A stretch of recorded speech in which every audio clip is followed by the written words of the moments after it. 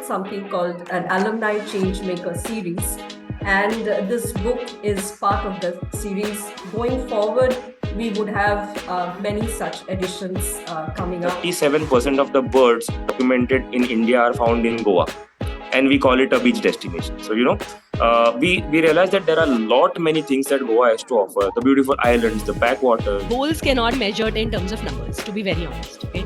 Because, the goal is always measured in terms of impact, okay? The impact would be 1%, impact would be 1,000. We'll speak about challenges in fundraising a little bit, but what's your quick view in terms of approaching fundraising when it comes to social and entrepreneurship? I've had people come forward and say that Supria will be happy to sponsor your next event. And I'm like, why? I've been very polite in saying no because I do know data confidentiality. So the business that you're running, you're sitting on data. Data is oil, call it gas, call it whatever. Good afternoon, everyone. Thank you for joining us today for another exciting session on Leaders Lens, hosted by GIM Alumni Association. My name is Aman from the batch of 2008. I am a member of the GIM Alumni Executive Committee, and I would be the moderator for today's session. So just to talk about today's session, this one is very special and exciting. The theme for the session is the change makers of GIM, and I'm pleased to share that GIM is driving multiple initiatives in the alumni engagement space. And one amongst them is a coffee table book on the change makers of GIM. Our alumni who have ventured into entrepreneurship after passing out from the GIM. So today, we'll also like to use this opportunity to give you a preview of an inaugural edition of the coffee table book on GIM change makers. With that, I'll request Professor Shirupa, Chair of Alumni Relations, to share a brief about the initiative and give you all a preview about the book. Over to you, Professor Shirupa. Thank you, Aman. Good afternoon, everyone. And it is indeed a pleasure for me to be part of this inaugural edition of the book. So we have started something called an Alumni Changemaker series. And this book is part of the series. Going forward, we would have many such editions coming out. I take this opportunity to thank a few people without whom this book wouldn't have been possible. Let me start with Hardik. Without his support and his continuous encouragement and ideas, this wouldn't have been possible. I also have two very talented students who have worked on this book. Rahul and Sakshi. Please give them a round of applause. And definitely, we are very fortunate. This is the first edition of the book. I thank all the entrepreneurs. We have been able to successfully feature over 100 entrepreneurs. I thank especially some of the entrepreneurs who give us their valuable time, and we've carried their success stories in our book. So my thanks to Supria, Simran, Kedar, Chitresh, Pallavi, and Ram. I also thank Amit, who joined in January, and since then he's been a driving force and being an integral part of the project. And of course, Priya from the Alumni Office, who has given all her support. None of this would have been possible if Professor Ajit did not agree to the project. So a casual conversation which began last year in his cabin was nurtured into a project idea, and then he gave a go-ahead. He gave me two lovely students to take this forward, and finally we have this edition to be presented to you. And I also thank Dranding and Floyd, who's also an alumnus, for giving such a beautiful shape to this book. So I'll request Amit to share his screen and let us see the book. So Amit can scroll through. The first, we start off with a couple of messages, of course, from the director, and then a message from me and Hardik. And then you would see we have, as I said, we featured in this first edition of the book over 100 alumni, about 115. That's the first part of the book. The second part has all the success stories of alumni who have made us proud as social entrepreneurs. And we thought this book would be a perfect platform for you to engage with AIC. So happy to share we have a new CEO of the Atal Incubation Center at GIM, Mr. Sumit Garg. This book also features Mr. Garg and Mr. Abhishek, who's also an integral part of AIC. We have a lovely alumni portal. So it was Amit's idea that we put this the story of the alumni portal into this book so that more and more alumni get to know. And of course, we encourage all of y'all to register on an alumni portal to see what's happening within the campus. How are we growing? What are we doing? What are the accolades that your alma mater is winning? And the last part of the book talks about alumni office, the people who are an integral part of that office. And we sign off by letting you know who have been the team working on this book. So this is the book. We'll share a link of the book so that you can access it. And if you want to have a copy, a hard physical copy of the book, please reach out to the alumni office and we will share further details. So thank you so much, Amit, for taking us through the book. I'll hand it back to Aman. Thanks, Aman, for the space and for the time. Thank you. Wonderful, Professor Shirupa, and thank you. Really excited to get a copy of that, which I'm sure will be released in the coming week across our social media portals. And as Professor Shirupa was talking, we have an active alumni portal, which has close to 1,500 alumni. So we are a big alumni base now, close to 6,000. So we want to go there, but currently we are at 1,500. So I'll request also Amit to share a link to the portal for the folks who have joined in. So if you want to join, you can take that link and join the portal as well. So a lot of exciting things are happening on that portal. So with that, I think this is a perfect setting for me to really introduce three of the change makers who are covered in the inaugural edition. So let me start with Supria. So Supria is alumni from the batch of 1998. She's worked with global technology giants, where she has held executive leadership roles and board positions. She's the founder of Baggel Foundation. I hope I get the name right, which aims to develop balanced leaders across gender, generation, and geography.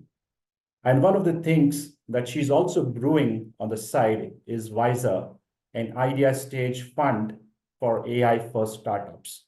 I'm super excited to have her for the session. Welcome, Supria. Thank you, Aman. Very happy to be here. And ma'am, congratulations on a fabulous project, which is very soon going to become a program. And we'll all benefit by seeing how our predecessors, our successors, and all of the GIM alumni are doing very well. So I promise to go and sign up. And so look forward to this conversation, Aman. Thank you for inviting. Great. Thank you, Supria. Next, I'd like to introduce Simran Oberoi from the batch of 2003. She's the founder of O Wonderful Mom Bakers community, known as OMBC.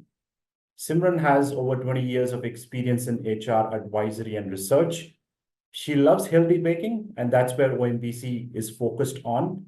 And the OMBC runs direct distributions and bake sale fundraisers to empower women in excluded backgrounds become financially independent. I would say, what a novel mission you're running, Simran. So we'd like to know more about it as we go along. One of the things I like to highlight about her, I think she was recognized by Sheryl Sandberg, none other than from Facebook, as one amongst the 8 influential Facebook community leaders in Asia. So welcome, Simran, and thank you for joining us today. Thank you, Aman. It's my pleasure. It was wonderful speaking to you, late last week as well. And I think in the run up to the book itself, also, I think conversations with Hardik, with Shri Rupa ma'am, with Rahul, they've been excellent. I think not just the social venture that I run, that the book itself, and of course, getting to know about the other social ventures is very exciting. I actually really didn't know that we had such a vast and enriching base of alumni which focuses on entrepreneurial ventures, social aside, but in general, from a entrepreneurship space. So I'm excited to see more, hear more. And of course, yeah, depending on, how exciting OMBC sounds, I'm excited to talk about it as well in the subsequent questions that come up. Happy to be here. Great. Thank you, Simran. Now I move on to Kedar. Kedar, I would say amazing guy from the batch of 2017. He's the founder of Soul Traveling and redefining people, or rather redefining the way people experience Goa beyond conventional tourist attractions. So I think it's a great way. I think very fantastic story, which I got to know a little earlier. I'm sure he will share it. So the Soul Traveling empowers local community in Goa while embracing environmental and economically sustainable best practices.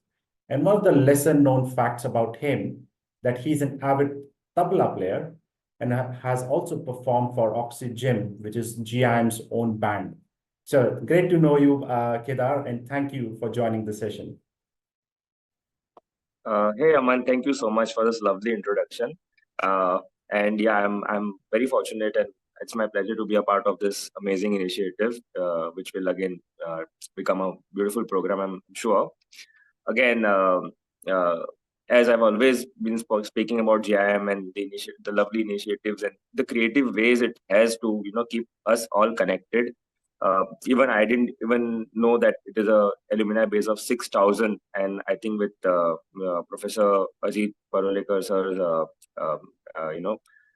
the whole way he works and the way he's innovative and creative and open to ideas like these really help us bond. It goes beyond the CT meets, it goes beyond the grand alumni meets to now getting to know each other, because in this space, I'm sure people have done a lot of things, not just entrepreneurship, not just social entrepreneurship, but a lot of holding amazing positions and a lot of learnings for particularly people like me to learn from. So I would love to be a part of these initiatives in any way, and of course share the story of soul traveling.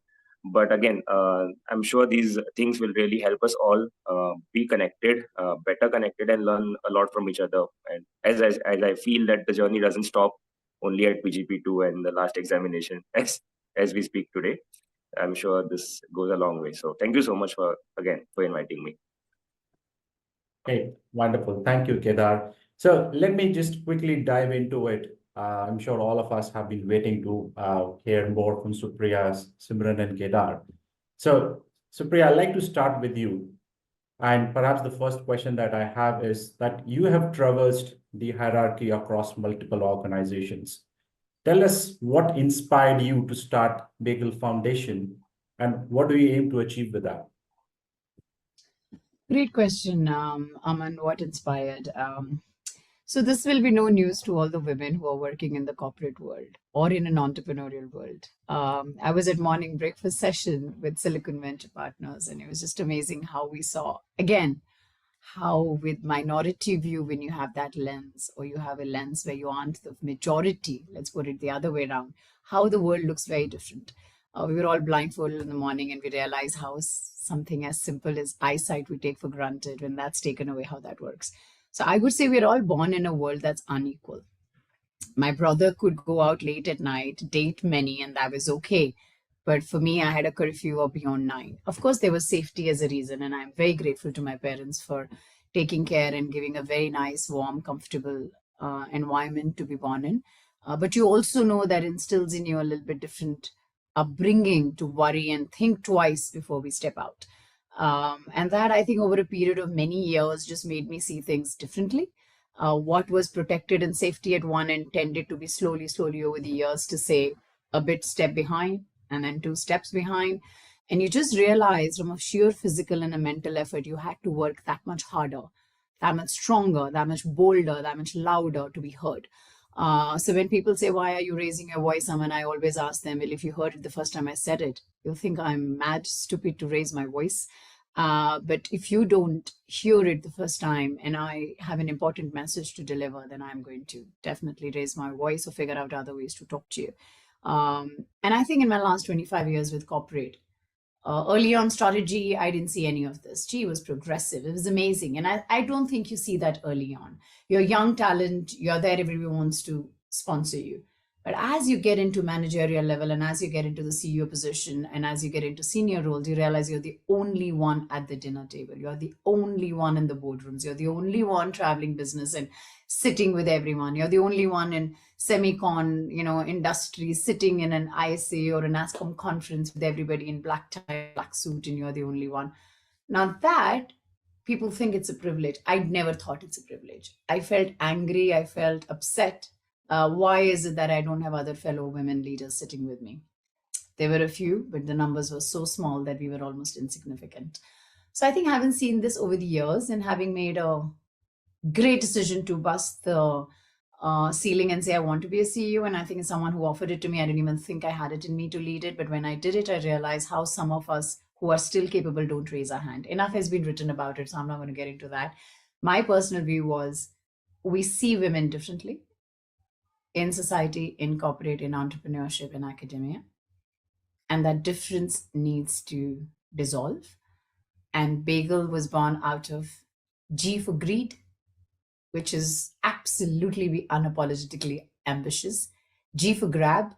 Well, go and grab what's rightfully yours. Don't look left, don't look right. Don't think, oh, half a loaf is left and should my husband have it, should my kid have it, you're hungry, go for it. You will be full stomach, you will obviously create food for others. Don't worry about it. Don't always think. Sometimes put yourself first. Grain, men are bonding, networking, playing golf, smoking, drinking. Women just don't do all that much. So it's a huge effort to say leave a grain for others, make the chain so tight and believe in sisterhood. I think we've taken the feminist view of burning stuff and 70s movement. I don't think that did well. But today it's about sisterhood.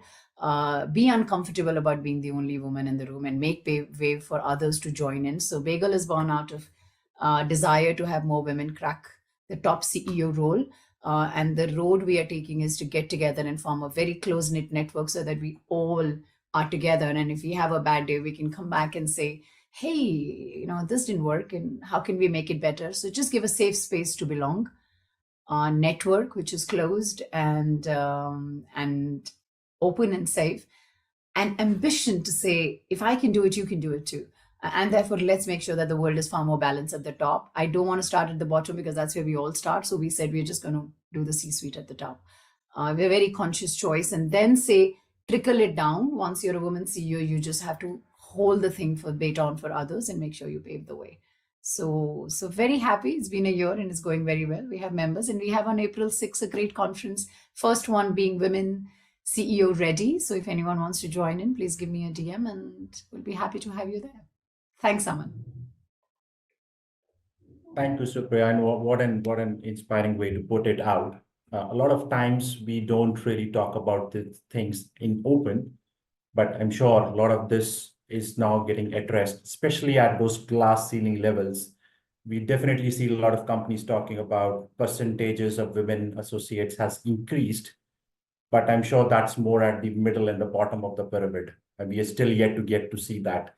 But great to hear about it, Supria, and really excited for the conference that you spoke about. I'm sure it will be a great session for all the participants.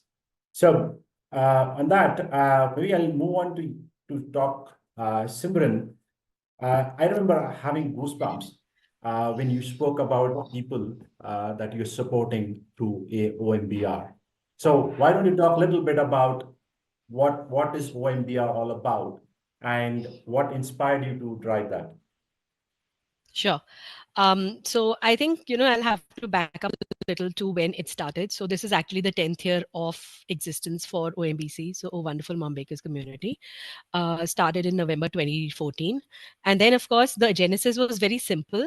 The idea or the purpose of the community initially was to just be a information sharing platform for anybody who was interested in something as simple as healthy baking, because typically we don't associate the words healthy and baking together, so it's like a conundrum. So people didn't want could, I think most people joined out of confusion that what exactly is happening there, right? So that was the first few months, or rather the first year. But I think after that I sort of my own, what should I say, my own instinct to keep evolving. Okay. And I get bored very fast, let me tell you that. So for me, after a year of just doing that, I felt that we could do so much more. We were growing as a community on a platform which was also growing. So we were based on Facebook, which is one of the first few platforms which had something like the option of having virtual communities across the world. And given the way that everything was growing, I felt that maybe there was possibility to do something more than just being a knowledge sharing platform. Okay, about healthy baking, it continues to remain, that is at the heart of everything that we do. It's healthy baking. But essentially what I did in the first year, once we completed the first year, was to take it up a notch higher. And it just started with an initial idea that since we all bake healthy, we all, and it's inaccessible to many people what we bake, can we do something to make it accessible? Okay, let's start with a very simple exercise of just baking, deciding on one or two recipes, using those healthy bakes like we bake for our families, and going out and distributing it to anybody who actually would never have access to it. Okay, that was the simple idea, and we called that initiative Bake a Sunshine Cake. We did it for the first time in December 2015, and it was, the response was phenomenal, because like I said, I said, I think at the cost of repeating myself, let me say this again, that many people actually want to do something. Okay, they just don't know how to do it. So I want to contribute, I don't know how. I want to make a difference to the world, I don't know how. Okay, give me a simple effective way to do it. Okay, and I think that is where the community strength lay and lies even now. That I was able to understand that that is where a lot of people were coming from. They wanted some simple guidance on how to make a difference, and continue to do it over a period of time, so it doesn't really fall through the cracks. So what started with healthy baking distributions across not just various cities in India, but also in many countries. So we did it in the first year itself. We did it in the US, in UK, in the Middle East, and of course about six to seven cities in India. It was just a very simple exercise of just going out there. People gave it to. They didn't even go to anything. You didn't have to plan a visit also. They didn't have to go to an orphanage, they didn't have to go to an old age home. Yes, the ones who could plan and go, some of us did that. The others did it over a period of time through the month of December to anybody. There were people who were giving it to the security guards, they were giving it to the auto bhaiyas who they used to use regularly, they were giving it to the vegetable vendors, they were giving it to street dogs, who they took care of. So it was just really making it as simple as that. And then we transformed that particular idea to do it repeatedly in larger communities. Okay, so we did it in large slum settlements, we did it in the streets. So in Mumbai, for example, when we did the distribution, we didn't do it in shelter homes and all of that. We knew there's so much poverty that's right in front of us on the roads, right outside the railway stations that Mumbai has. So the distributions happened in those areas. So it was very specific to where we would find the poorest of poor and try and do that. Okay, so that was the initial way in which we started doing social impact work. Then of course it moved to a little bit, like you said, fundraising. So we do that regularly also. And then finally, I think it reached a peak in 2018, where we sort of realized that we could do some much more, and which is where projects like the project that I spoke about in our initial call, where women who were rescued from human trafficking, from sex trade across the country, brought over by the government in the shelter homes, rehabilitated, going through counseling, going through some form of rehabilitation, but not knowing what exactly could be done with them. Because the problem was that none of them, having been pushed into that kind of life, forced into that kind of life very early on, none of them actually, or most of them actually, didn't have any form of education. Also, given the kind of, I don't want to get into the trauma part of it, but given the kind of trauma they had faced, their learning abilities had reduced, their ability to even live. So there was very close monitoring of how we wanted to do something. And I think the one thing that I realized later on after we ran the programs was that many of them, and this is feedback that came from them, was that they didn't see baking as an opportunity to become financially independent, while that was our intent. They saw it as a therapeutic process. They saw it as a process to come in somewhere on a routine basis, spend some time working with their hands, interacting with other women. So women who were from a very different walk of life. None of us had interacted with, women survivors from that kind of background. So the whole process itself was extremely cathartic. We're still doing it. So it's going to take a very long time to actually cover a massive number. So it's not really about, I think the last part of it is not the first part. The distribution part is purely about very large numbers. But the last part of it is the quality of work that we are trying to do. No, very heartening story, Simran, and thanks for sharing it. I know a lot of times as you rightly said, we see baking or cooking as just being another activity. But you are now trying to position this saying, here is an opportunity for you to become financially independent. And plus, while you're doing it, you're also eating healthy and serving healthy. So it's two advantages in one is what you're trying to address. So very interesting to know that, Simran, and thanks for sharing that story with us. Thank you. Thank you, Man. I'll move on to you, Kedar. I think you started your career as an IT pre-sales consultant in Infosys. I'm Yes. really keen to know, what led you to soul traveling and the way you are changing the experience for people who are traveling to Goa. So would you like to talk about it? Sure. Thanks, Aman. Thank you once again. Firstly, I would like to welcome. I think we have had a couple of new participants join in just now. I see a number growing, and that's a great thing to see. Again, second thing is these two stories shared by Simran and Supria were really amazing and inspiring. And this is something really motivating to hear. Again, yeah, thank you so much, Aman, again. Yeah, so regarding my journey, yes, I did start as pre-sales consultant at Infosys.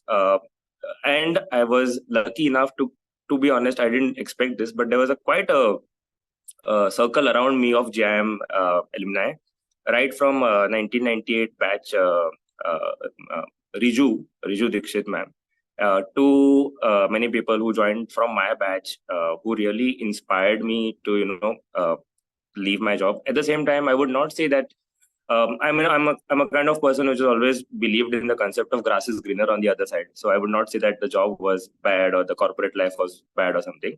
But again, something that I wanted to do in my life was related to travel. So I was looking for that one gap in the industry or the market where we could find that gap, and where I would try to match it with the passion that I and my partner Varun, who's also been my childhood friend, who joined, is a co-founder at the company.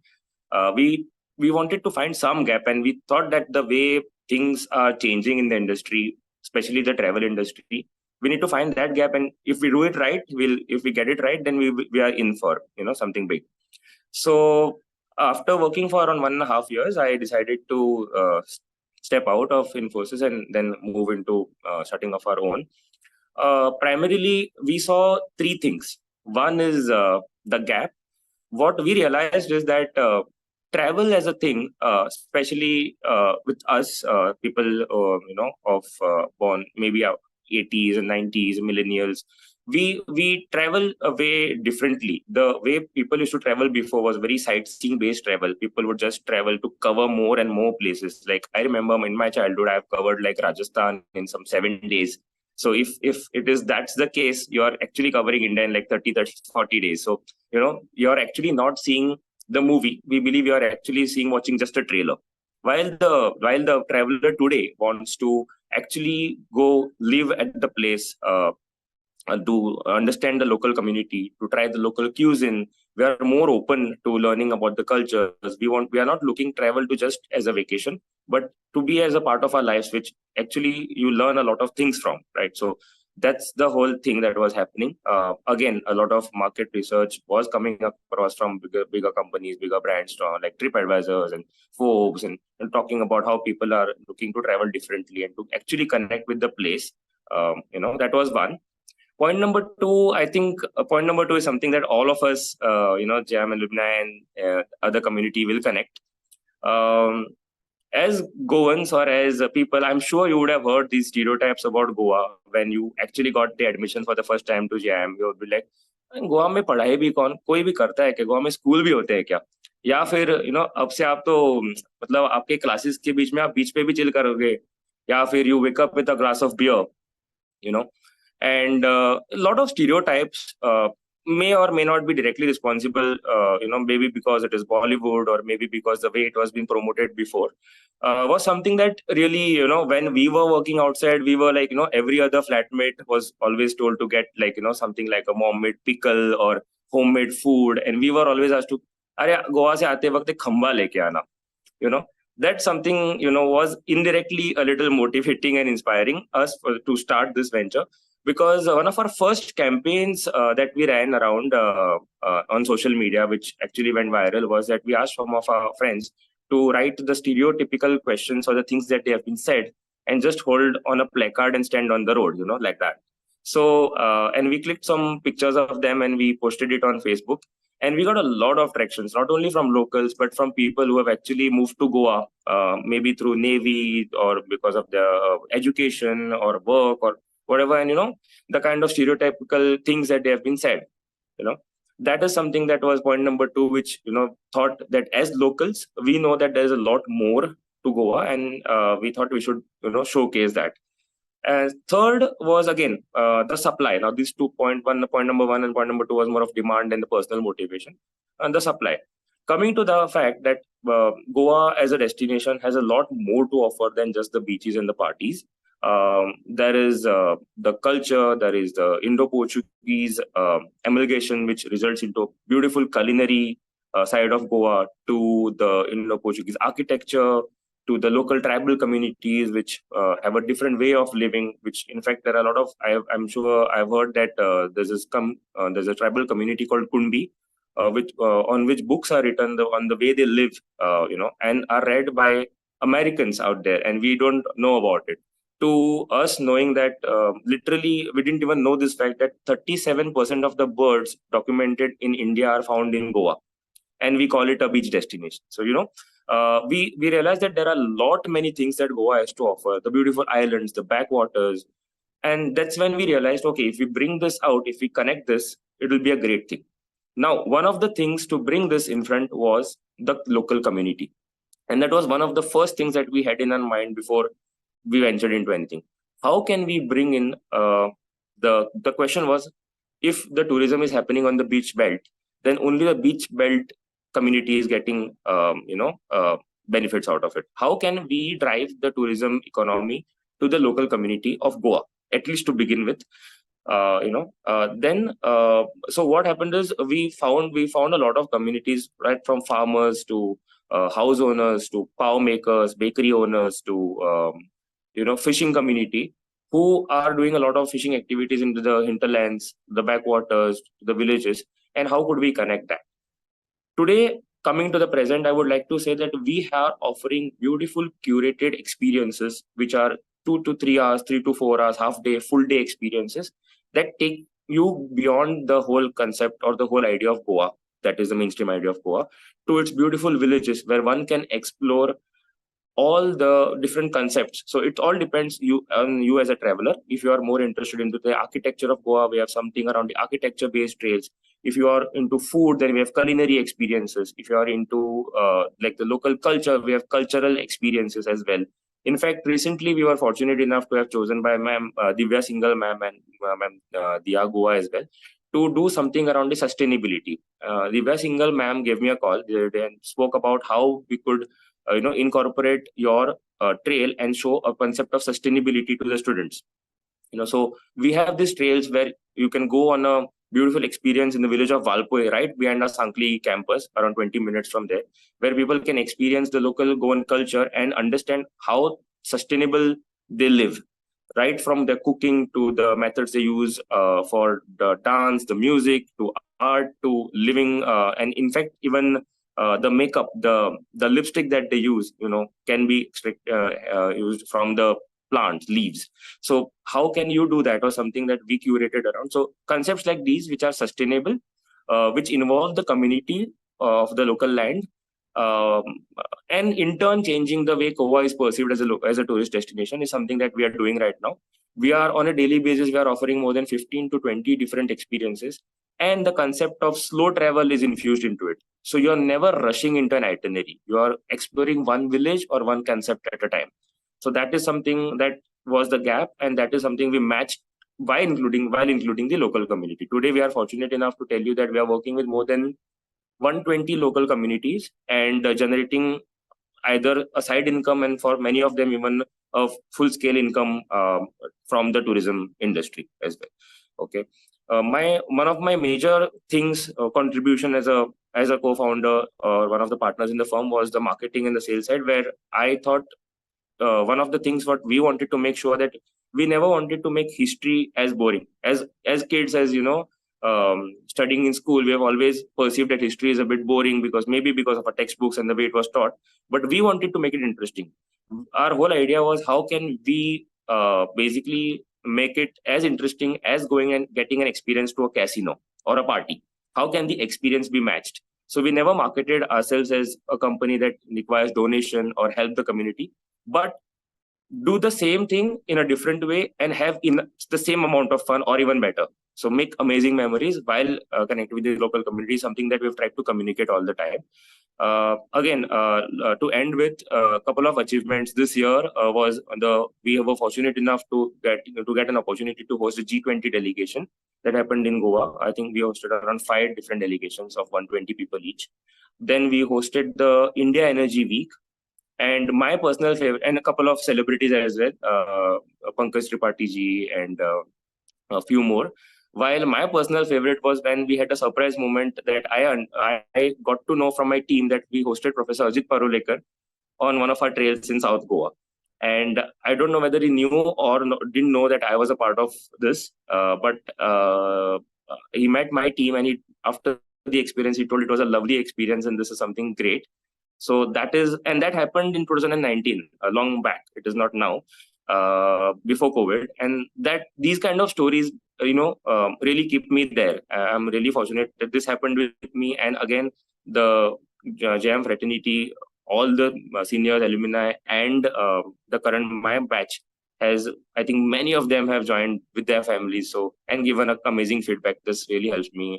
This really helps us to curate better experiences and put it out there.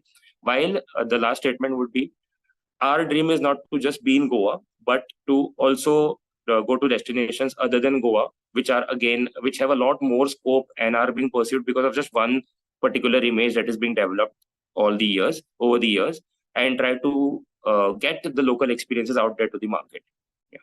Thank you. Hey, thanks, Kedar. And what a way. I think you just added to the bucket list for all of us. Goa is always on our minds, and you just added more to it. So wonderful to know about it, Kedar, and really happy to know about it, that Professor Ajit has been there, while maybe unknowing that it's run by a GIM alumni.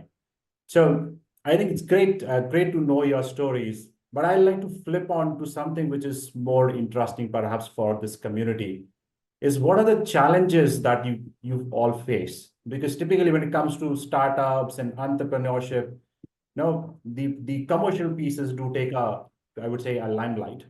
What are some of the challenges that you face running a social venture like yours, if you could highlight? And I'd like to start with you, Supria, if you want to call out maybe one important one, and how did you tackle it? Sure, Aman. Again, fascinating stories, Simran. Thank you so much for sharing. Loved it. With Connect and Kedar, lovely. I think Aman is right. We added to our bucket list to how we can, soak in a different sense of Goa. So definitely you'll hear from us. For me, for sure. Challenges are many, Aman. If I just put an entrepreneurial hat, to say this, I'm an entrepreneur, there are one kind of challenges. But, being a woman in entrepreneurship, women in tech, having led that, there's no way that there aren't challenges of that. And then you add an intersectionality of now social entrepreneurship, where the metrics are very different. So I think it's an entire bucket of challenges that comes across. In India, people are like, there are two religions we talk about, Bollywood and, of course, the religion. People are happy to pay to temples and all that. There are fixtures with due respect to them. But they will not be that willing to pay to another human or a dog or other, I think, stuff that needs to be taken care, so that we are all living in a very balanced eco world. And we've seen that. I think giving doesn't come naturally is what we thought. But again, that's a stereotype. More than 10 years, 15 years, we are busting those stereotypes. I think this generation is all about giving back. The entire mindset of mid 40, late 30 is about how can I give back.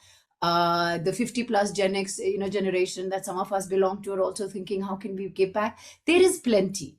I think now. So the first is you need to feed yourself, look at where you are, and then I think the give back starts. And I think, of course, there are exceptions to that rule too. I'm happy giving back full stomach. There are those who are happy giving back empty stomachs. I think there are those exceptions that are also there. So I think that's the context. But now talk about challenges. I'll talk about two quick. One, I'll talk about Baggel, the not-for-profit. There's so much of cynicism when you start something by women for women. They're like, oh, stop it. Oh, been there, done that. There is a great example of IPO, and I was talking to a few members, and they're like, oh, we have a few women and they don't get along, they don't talk, there's women against women. It's like Goa is full of stereotypes. Kedar, you set the stage right for me to walk onto it. There are so many stereotypes. Women won't show up, women won't network. Why do you want to do this? And also the fact that these are rich and privileged women. So how is it the NGO world, not-for-profit, is related with hunger and poverty and stuff like that? People don't understand you can still do a not-for-profit social venture wherein you can look at different barriers which impact you probably mentally. I mean, imagine walking into an office and being dismissed. Imagine walking into an office and having microaggression. Imagine walking into an office and know you're fully capable, but you don't get the job. All of that can be extremely mentally straining, and women may just say, what the hell? So I think all of that, bundling it together from a not-for-profit, is the idea itself sometimes does not take root because there is so much of cynicism around. So I think that entrepreneurial resilience needs to come in. You need to believe in your idea far more than the world believes in it. I think that will test. So I would say entrepreneurship or marriage, they aren't for the weak-hearted. Please be very clear when you step into either one of them. You can always break away, move on, and do all of that. I think, and I'm happy if people do that, which is perfectly okay. Have 9 lives and have 9 relationships. Big deal. There are no written codes. We need to figure out what works for us. And like that, entrepreneurship is the code that you write for yourself. There's a lot of open sourcing, but it has to work, fit, customized to your need. So I think that's the first thing I would say, because there are going to be challenges of what kind. If the idea gets accepted, where do you get the funding from? Moment you solve the one part of the puzzle, the next needs to fall in. Then the next needs to fall in. And if I take a minute and use the forum to talk about Wiser, which is an idea stage fund, which is all about for-profit. Oh my God. I mean, you're raising money at one end, you're investing in startups at the other end, you're doing it in stage, which is idea, which is, there's no proof of concept, there's no product, and you're investing on that. People think that it's too risky. So what if someone needs to do it? So I think resilience gets tested. If I say be open to feedback, and it's okay, but don't be so open to feedback that you move light years from your idea. Pivots are okay, but you can't be pivoting to a completely new thing because someone said. And I'll close on a lighter note. People may not buy your idea, people may not come for it, people may not fund you. All that is reality that everybody knows about. But one thing that you get for free is advice. So I've sat on so many sessions with friends. Aap ye karo, aap ye mat karo. And I'm like, are you in or are you not? Are you giving money or you aren't? Because then the conversation is over. So also know when to cut your losses. Don't sit there soaking in everything because everybody gives advice for free. Move on. Your time is money. Money. Don't sit there just because you want to be polite. There is a polite exit. Get up from the table and move on to say, thank you so much. Love it. And you don't have to stick it on their face to say, well, I follow my idea and I'll do it. Emotional maturity. Oh my God. Read as much as possible. Sit down with yourself as possible. Figure out a way to de-stress yourself as possible. If you don't have a let-out mechanism, and please don't think your family is going to be the only one. There could be friends. There could be just yourself. There could be Netflix binging, which I do in life. That's my greatest friend and stress buster. Figure out ways to de-stress, because in the morning, the balloon is going to be filled up with some air that you don't want. And by evening, you need to just, be light again. And the next morning, again, helium and you fly. I think those mechanisms will also help. This isn't for faint-hearted. So and I tell you, people think corporate jobs are difficult and full of politics. They haven't tried the entrepreneurship yet, is what I would say. It's a very different ballgame. And if I may lace it, I always use the gender lens. My apologies for that. That's how I now come. So I come as a package deal, always with a gender lens. Women get barely of the total funding that's there worldwide. Global Entrepreneurship Monitor data, GM. So this isn't my data. Less than 2% goes to women. Yeah, you can say women are in retail, lifestyle business is retail, but come on, there are enough women in tech. Recently, Kalari Capital again spoke about it, Smriti spoke about it, Irani, and it was like, what goes on? Women are still seen as a risky investment, really? Come on. So I think that mindset needs to change. So I would say more women become entrepreneurs, have excellent, sexy exits, get your bank balances rich, become VCs, become angels, and go back and do support women for women businesses. Nothing against men. Please support male businesses because you want to make sure that you do well. But please put a special hat for women, which I always do. And I think that just helps. And so many others do it too. I'm not the only one. I'm just following on footsteps of what others have done. So, yeah, being resilient and idea and finance, these are two things that are going to test you. And if I didn't talk about team, your team is going to test you. Whoever your co-founder is, you'll have two marriages. One, the marriage at home, that the Hindu marriage or whichever act you follow. The other is going to be your co-founder marriage. So make sure that that works as well. That requires a lot of work. So Aman, I can go on. You can't talk about entrepreneurship, social entrepreneurship to a woman who's doing it and ask her to name one challenge. Yeah, I'll pause there. Indeed. I mean, I was just trying to look at the layers that you spoke about, Supriya, right from the start to where it comes. It comes in multiple levels. So one is, as I said, the journey of an entrepreneur. Then second, the journey of a woman entrepreneur. That brings it a different set of dimensions and challenges to talk about. Really inspiring. I think you were just speaking from the heart. I could very well make it out. So thank you very much, Supriya, for that. Simran, maybe quickly, if we can hear your thoughts on the challenges, because I'm sure you are dealing with a very different set of stakeholders Yeah. in your Yeah. conversation. Absolutely. I think the challenges, so like Supriya said, there are multiple challenges, but I don't think that's for us, for at least OMBC. On OMBC, it's primarily from a gender point of view. We are all women. Okay. So it's the challenges. We're not really, looking at that from, so there's external challenge and there's internal challenge. I'd divide it like that probably. The external challenge is because the community works with external partners. So we have NGO partners who we work with. One of the biggest challenges is to find credible NGO partners. Okay, because there are so many, and I think India has one of the largest number of non-profits or NGOs registered, but doing your homework, also being doing some. So for me it's very important, when I'm standing behind an NGO and we're doing something like even a direct distribution with their help, not just fundraising. We need to be sure of the amount of work they've done, the passion that the NGO founder has. There has to be clear line of sight in terms of how they've been operating for the last few years. Okay, so I think that's our biggest challenge, and over the years we've been able to fine tune it. I've been able to fine tune it to some extent. The only thing is, like I said, when you're doing it outside of the city where you are based, it becomes a little more complex. Because I'm based in Bangalore, so obviously here there's a little different. You're more personally involved in terms of doing that check or getting a better idea. In other cities, it's a little more complex, but it's still possible, to do that. That's the first one. The second is ensuring measurable goals. Like, how do you measure something like this, right? So I give you a very quick example, because that actually put measurement in context for me. Okay, so during the pandemic, we weren't being able to do direct distributions. Okay, we couldn't really go out anywhere and do it. We also weren't able to fundraise because our fundraisers were not online. We've done online fundraisers, but it was primarily physically done. Okay, so we couldn't do that. We couldn't do any of those trainings that we were doing because we couldn't physically go into those classes.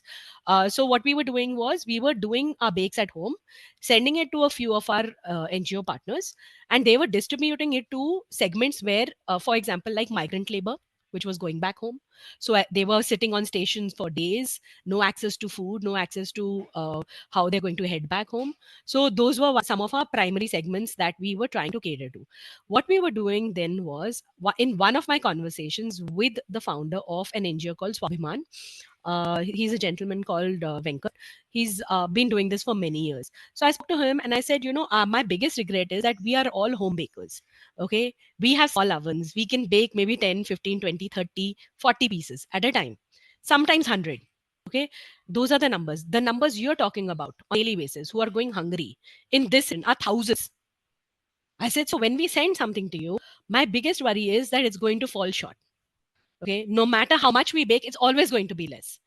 And then he gave me that, so he said, I'll tell you that because of the conditions and because of the fact that most of the people who were heading back were manual labor, daily wage earners, out of work, right? He's like, sometimes you're sending, say, one bun.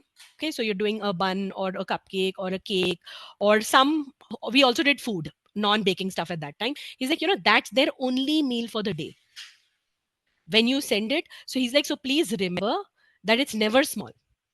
It's one, even if it's one small portion, it could be somebody's, just even if it's just one small portion, because that person hasn't eaten the whole day. He's like, so if you don't send it, they will not get to eat anything at all in that day. He's like, so when you think it's small, always remember it's never small.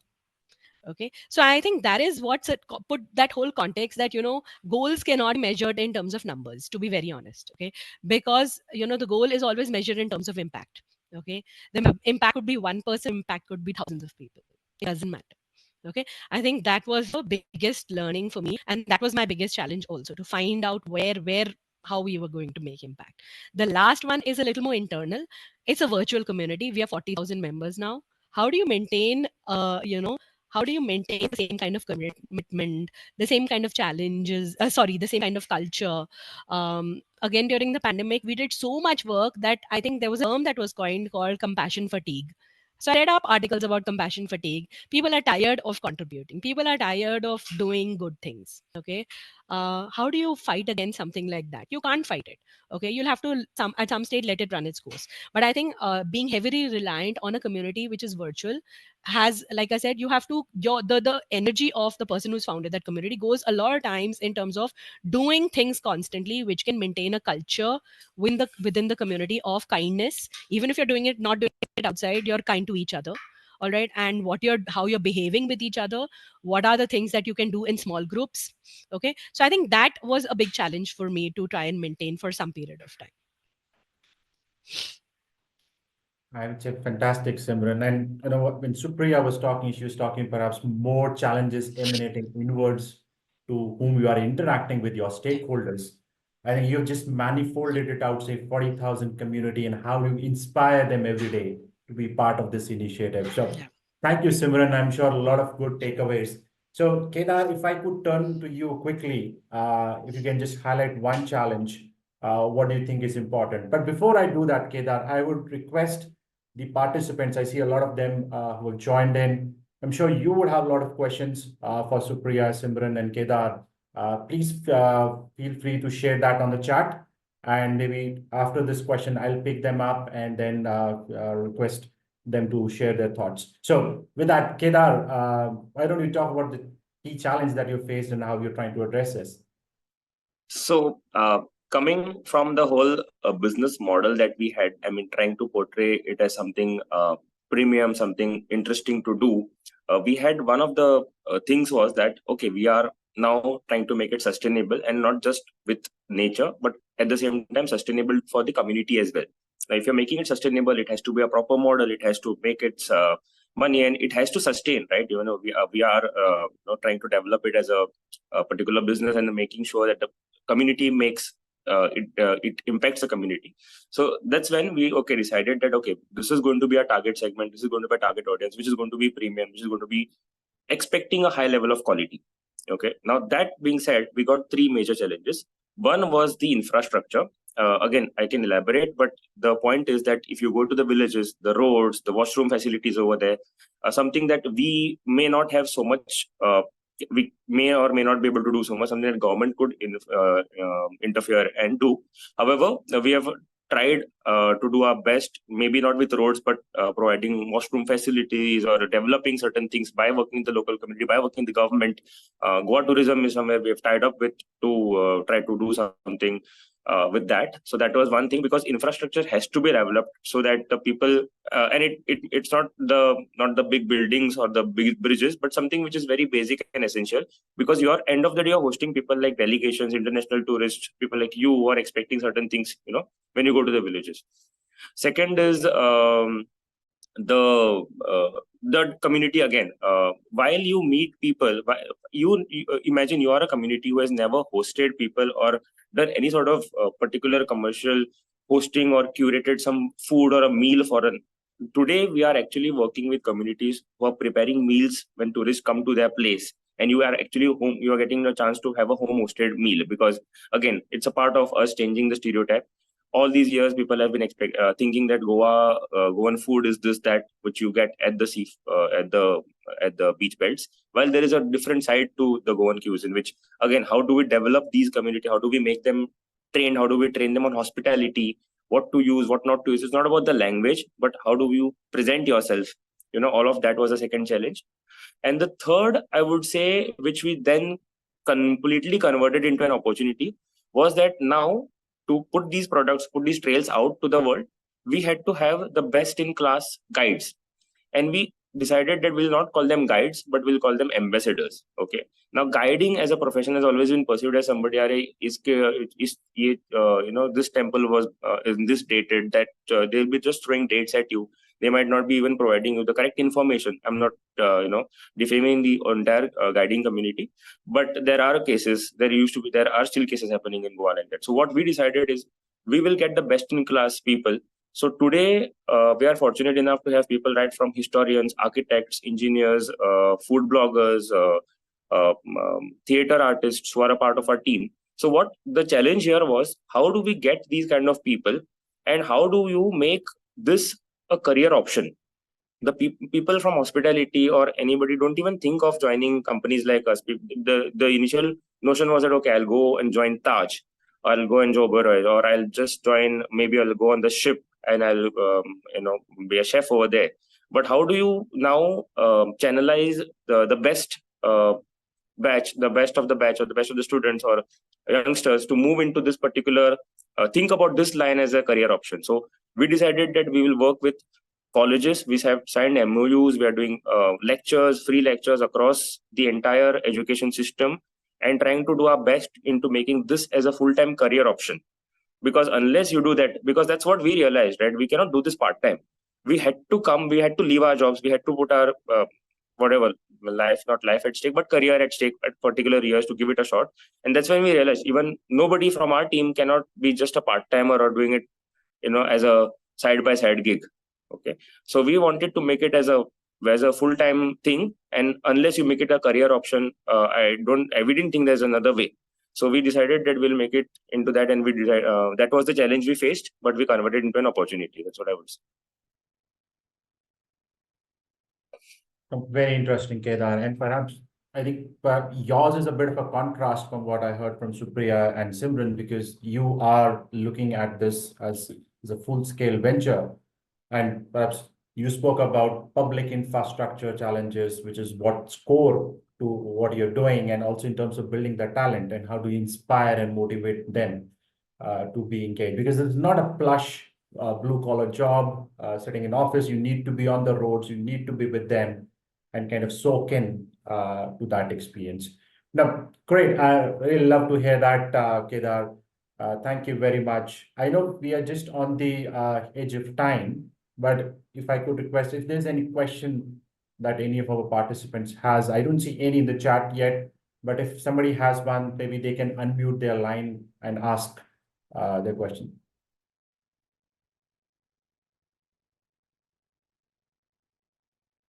Great. I see one that has come in the chat from Shruti, and that's very interesting.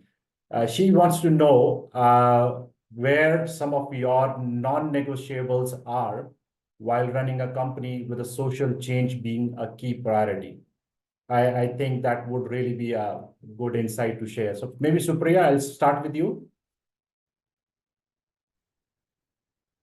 I was still thinking, but great question. Absolutely. One of those questions that probably asks you to pause a bit. Many non-negotiables. If I say integrity being one, you're going to kick me out of the session and say, what the hell, broken record. But extremely critical.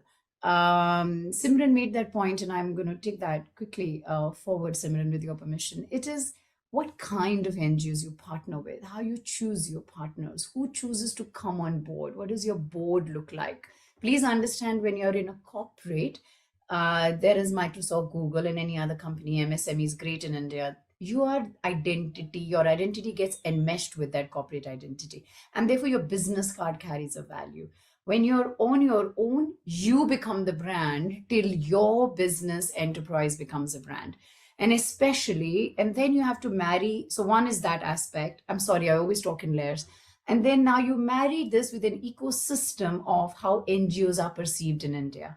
A lot of them are fronts for something that is not there. Look at the Section 8, which has become such a complex compliance. It's easy to start a private limited today than start a Section 8. My CA has advised me saying, ma'am, literally don't do this, because it's become a white elephant, but rightfully so. There is such a deep level scrutiny because there is so much of that stuff happens. Now combine these two to say that you're your brand, you're operating in an environment where there is a lot of mixed messaging that's happened in this area. Now you need to stand tall, bright, clean, and there for each of your act. So I think that is where I say the integrity becomes non-negotiable. Your partnerships. I've had people come forward and say that Supria will be happy to sponsor your next event. And I'm like, why? I've been very polite in saying no, because I do know data confidentiality. So the business that you're running, you're sitting on data. Data is oil, call it gas, call it whatever.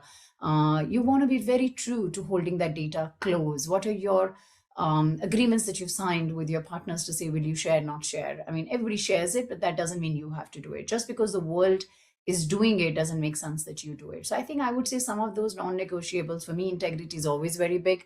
Second is say-do ratio has always been something that GE taught us, parents taught us, and there's no going back on that.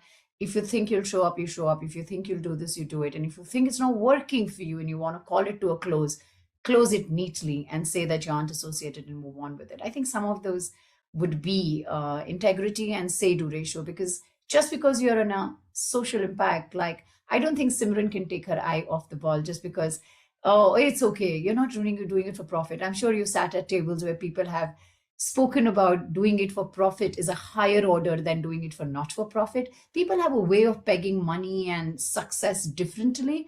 And that doesn't mean that you go to sleep any light. Uneasy lies the head that wears the crown. And it is equally true for social entrepreneurs. So I would say that, some of these would be my non-negotiables. I hope that answers. Yeah.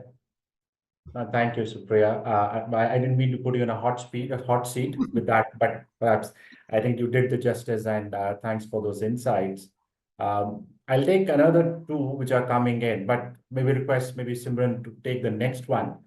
And you spoke about fundraising as one of the things. So maybe if you could talk about, we'll speak about challenges in fundraising a little bit, but what's your quick view in terms of approaching fundraising when it comes to social and entrepreneurship?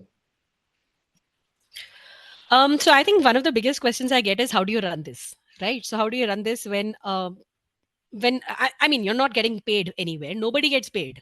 Okay. So it's a very simple answer. We use our own, when we do something like the first part, which is your direct distributions, we do it on our own. Okay. It's that simple as that. Very few people believe it, but none of the bakers actually ask for money.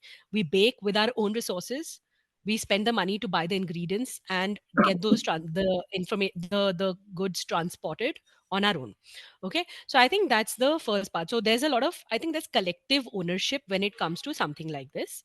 When we do social entrepreneurship. For me personally, I feel that it's not, while I founded the community and I mean, for whatever intended purposes, because I founded the community, so I've become the face of the community.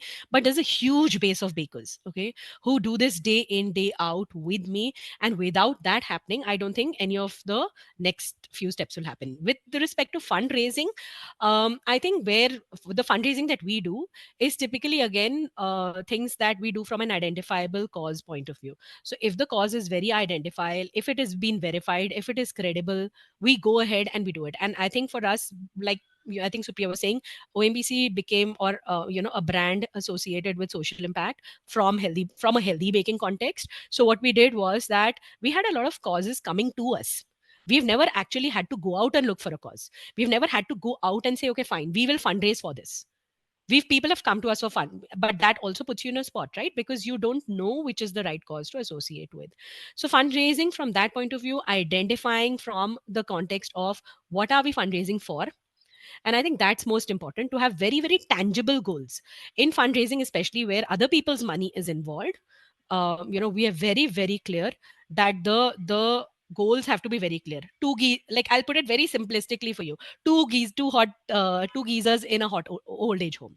Okay, it's like that. It's that specific. Okay, for 1 year's education cost for 15 girls from the Swabhiman slum settlement. So it's basically the tangibility of the cause makes it easier for us to fundraise, because we know that this is the number, this is how we've derived the number, and it becomes easier for people to trust us when we fundraise. And that's the approach we followed consistently for the last 10 years.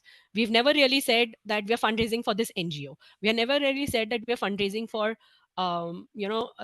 overall, for we will fund education, we'll fund hygiene. Okay, we've said very, very clearly we are fundraising for menstrual kits for 100 teenage girls in Hyderabad through Good University NGO. So it's very, very specific. Okay, so I think that is the biggest fundamental principle for fundraising as me. Keep your goals very clear, keep your goals very specific, keep them identifiable, so that people know where their funds are going for. And like I said, we are not fundraising. The only other good part is that fundraising also, apart from feeling good, there are people, see, fundraising meets different needs for different people. For us, we are doing it because we are trying to support a cause, right? Some people might do it they might just contribute because they want to support a cause. But for others, apart from the feel good factor, they want to get something back, which is why the concept of the bake sale is happening, that we will bake, we will sell. So you're doing two things. Okay, you're taking something back also, not just a good feeling of having contributed to a cause, but also a healthy bake. Okay, which you will then be able to use later. That in turn has generated income for the bakers who have baked, not through the bake sale, but they've got calls after the bake sale. Okay, that, you know what, this was excellent, we bought your millet brownies at this bake sale fundraiser, can you please let us know how do you order? Okay, so I think it's become a whole ecosystem from that point of view. But if you're asking if people fund us, we've never been funded. Great. No, thanks, Simran, for those insights. And perhaps I'll close with a question which is specifically for Kedar. And Kedar, I'm sure you will have a lot of stories to share on what other people felt when they were on one of your trails. But if I could ask you, just maybe highlight one, which you think perhaps was the most memorable one, or something out of the box somebody told you that, wow, I didn't realize Goa was like this. I do not have like one specific. There have been multiple instances which have actually got tears to our eyes. What has actually happened is usually the people who've come to Goa for the first time don't end up doing what we do or offer, because of the very strong image that Goa has, which is beaches. Okay, but what we do is we usually end up hosting people who've come the second time, third time, or people like who have studied in GIM for 2 years, have not yet got a chance to explore because of studies or whatever reasons. Usually people have actually said that we've come for 15 times, 17 times, 20 times to Goa, and or Goa is like home to us, but we never knew that this ever existed. We always felt that we were incomplete. We used to end up drinking in our rooms and all of that, which we end up typically saying that कि अरे गोवा, मतलब कुछ ऐसा लग रहा था कि हर बार ऐसा लगता था कि कुछ भी नहीं किया. We just came to Goa, we chilled and we went back. So, and multiple instances have happened where people have actually hugged our ambassadors and said thank you, that we have had good experience, and it was a great thing. So that's how it has been. While a few celebrities is because we remembered Pankaj Tripathi ji saying that he was always like, he's been a very good traveler. He always motivates people to travel across India in the initial year, learning and stuff. So he was like कि मेरे को लग रहा था कि कुछ तो होगा, इसके अलावा भी कुछ तो होगा, and when he saw that, he was really happy to validate the fact that he was thinking in that direction, and at the same time, while on this call, I think Simran has also joined one of our trails with her family. Two of your trails. Two of our trails, yeah. So if you want to get a live feedback, absolutely. I can't tell you. I can give you I can get you live feedback from kids. Imagine, who are very honest. Actually, to be very honest, we love the trails. There's anybody wants to know, most definitely, just let me know. It's a very Great. exciting experiences. Very nice. Indeed. So I know, I mean, it's a sweet tale, Kedar. I'm sure everybody would be excited and would be looking forward to join. So thank you for sharing that. So, now I would honestly not like this session to end. I'm sure there are a lot of interesting questions still remaining. I had a few more, but maybe I'll reserve the pocket and reach out to you separately. But it's been one of the great sessions that we have hosted. And thank you for taking the time, Supria, Simran, and Kedar, for joining the session and sharing your insights. I'm sure there's a lot of good takeaways for all the participants. And also, Professor Shirupa, looking forward to that coffee table book. I'm sure there are far more stories that all of us could get inspired from. So thank you very much for joining us, and wish you a lovely rest of the Saturday and a Sunday ahead. Thank you, everyone. Thank you, so Aman. much. Thank you, Thank everyone. you. Thank you. Thank you. Thank you. Bye bye.